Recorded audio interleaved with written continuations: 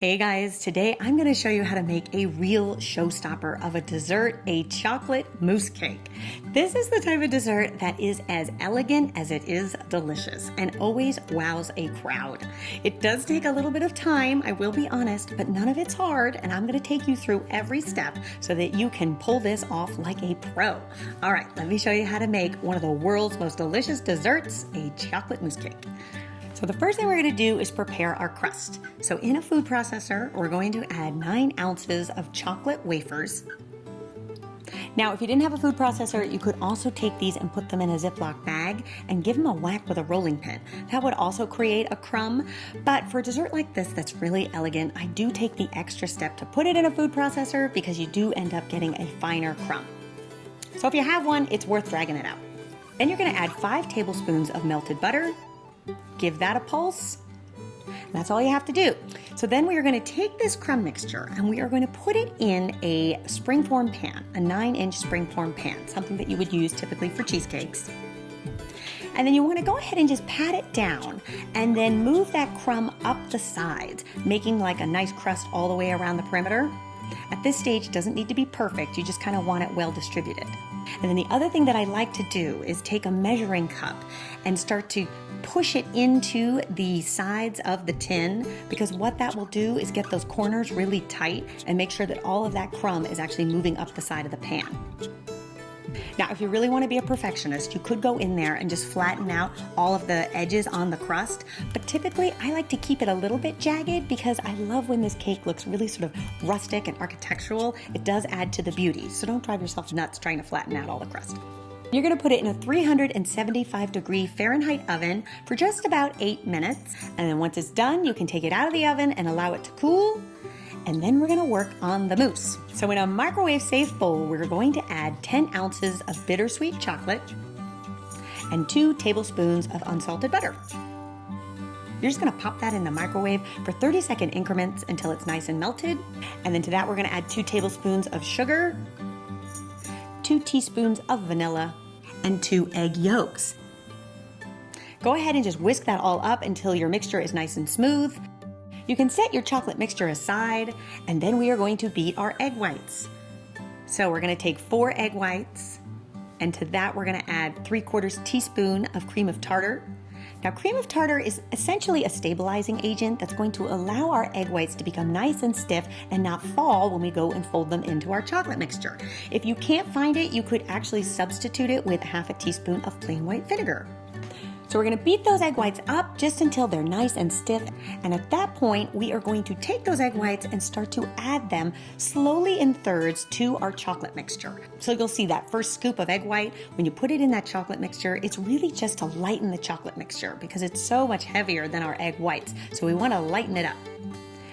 And then the next step is we're going to take 1 cup of heavy cream, or whipping cream would also work. And we're going to beat that up until we get nice stiff peaks. Then we're going to add the whipping cream to our chocolate mixture, just lightening the mixture even further. And then you'll see you'll have a big, beautiful, voluminous, chocolatey mixture on your hands. Then we're going to take this beautiful mixture and we are going to pour it into our cake pan. And then go ahead and just smooth it out with a spatula.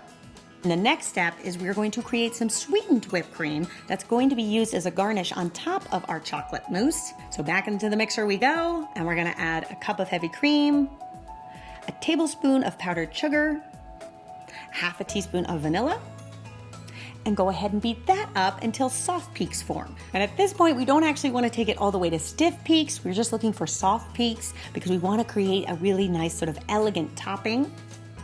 Now, for the final step, we want to garnish this chocolate mousse cake with some chocolate shavings in the center. You can either take some bittersweet or even semi-sweet chocolate and start to make little curls with a potato peeler. That would be really easy and pretty.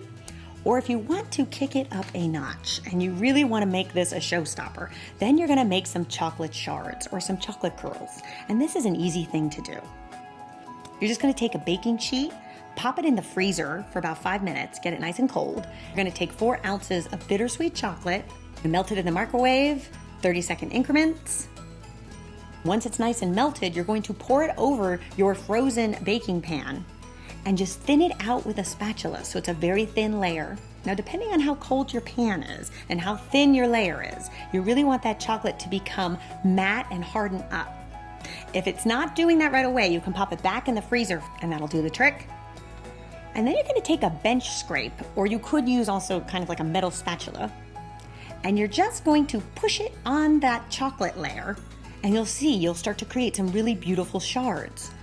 And if you're really skilled, those shards will start to turn into curls as well, and that's also really pretty.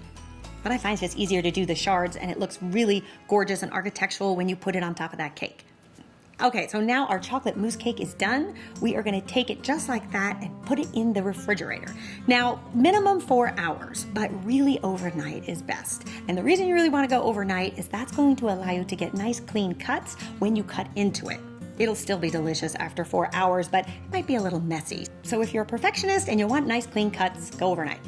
I love this dessert idea because it is so beautiful and stunning and so delicious. When you bite into that chocolate mousse, you will see how light and airy and decadent it is, mixed with that cookie crumb underneath and those chocolate shards and that whipped cream. It is a killer dessert that will wow a crowd. All be made the day before too, so your kitchen will not be a total disaster when you have guests coming over the very same day. I hope you guys flex those culinary muscles and give this one a try. It's certainly an impressive dessert that is worth all the effort. You can do it. Just bring me into the kitchen with you, either on your iPad or cell phone, and I will take you through all the steps in real time. All right, you guys, I will see you back here next time for another delicious and easy recipe. Until then, bye.